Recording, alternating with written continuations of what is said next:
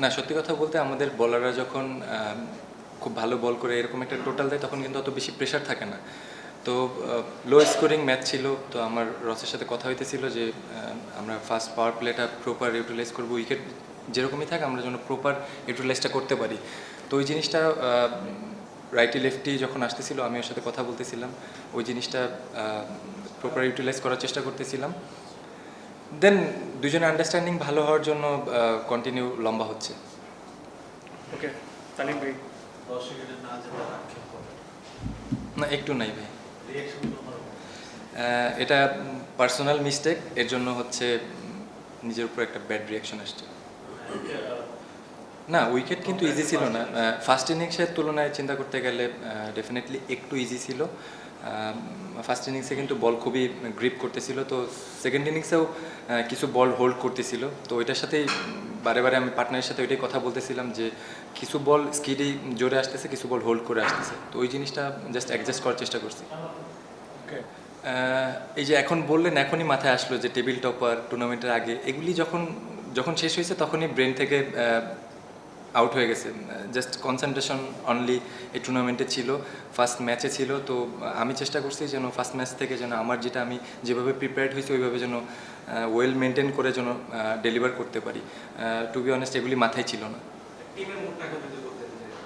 না, two be honest আমাদের টিমের জেল এখন খুবই ভালো আছে, তো এটা জাস্ট কন্টিনিউ করতে হবে।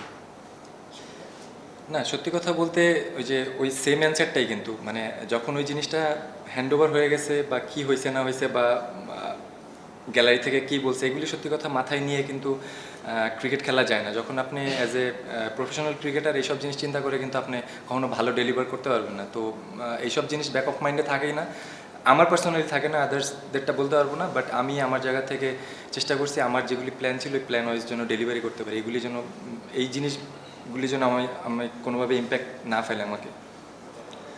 আমার কাছে ফিল হয়েছে যখন মানে ও সিচুয়েশনটা বুঝতে পারতেছে যে আমি কি মাইন্ডে আছি, যখন ও দেখতেছে আমি ওভার এক্সাইটেড, আমি এখন বড় শটে যাবো, তখন এসে কিন্তু আমাকে হোল্ড করতেছে যে মেয়েটা এখন দরকার নেই। তো আমি আবার ওই জিনিসটা ওর সাথে শেয়ার করতেছি, যখন লেফটি দেখতেছি বল যখন হোল্ড করতেছে আমি বলছি যে তুমি আমারে টেক ওভার করো।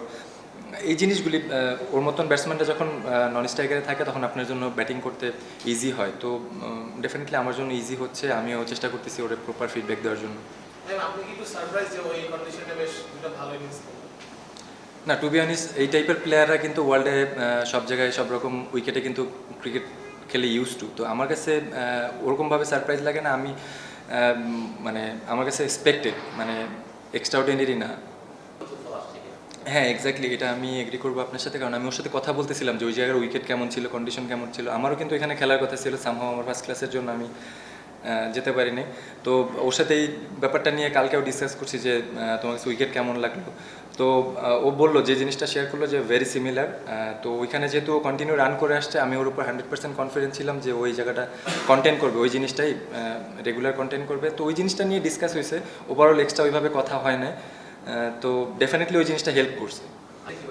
না দেখেন, আমরা তো আমার কাছে ওরকম আপনি যেভাবে বলতেছেন, আমরা কিন্তু একটা ম্যাচ জাস্ট টপ অর্ডাররা ওই দিন আমরা ভালো স্টার্ট করছি, সামহাও আমাদের জাস্ট টপ অর্ডারে একটু ক্লাবস করছে দেখে হচ্ছে আমরা কন্টিনিউ করতে পারি না। আদারওয়াইজ তো আমরা 3টা ম্যাচ ভালো স্টার্ট করছি। তো আমার কাছে ওরকম মনে হয় না যে এক্সট্রাঅর্ডিনারি ম্যাজিক্যাল কোনো কিছু। লাস্ট 3 বছর ধরে 4 বছর ধরে চেষ্টা করতেছি ট্রিকি উইকেটে কীভাবে রান করা যায়, রানের অপশনটা কীভাবে বাড়ানো যায়। তো ওই জিনিসগুলি একটু একটু করে ইমপ্রুভ করতেছিলাম, ম্যাচে প্রপার ইউটিলাইজ করার চেষ্টা করতেছি। কিছু ম্যাচে হচ্ছে, কিছু ম্যাচে হচ্ছে না। লাস্টে আরও 3-4টা ম্যাচ মিস করে গেছি, একদম ফিনিশিংয়ের কাছে যায় আউট হয়ে গেছি। তো এটা আমি লাস্ট বেশ কিছু ইন্টারভিউতেও বলছি যে আমি এখন চাচ্ছি যেন জিনিসটা ফিনিশ করে আসতে পারি। আজকেও 12-14 রান লাগে, ওইটা আমি শেষ করতে পারলাম না। তো এই জিনিসগুলি লার্ন করার চেষ্টা করতেছি। স্ট্রাইক রেট নিয়ে টু বি অনেস্ট চিন্তা করতেছি না, কারণ আমি আমার স্ট্রেংথ জানি যে আমি কীভাবে কোন জায়গাতে রান করি। তো ওই জিনিসগুলি just day by day improve করার চেষ্টা করতেছি।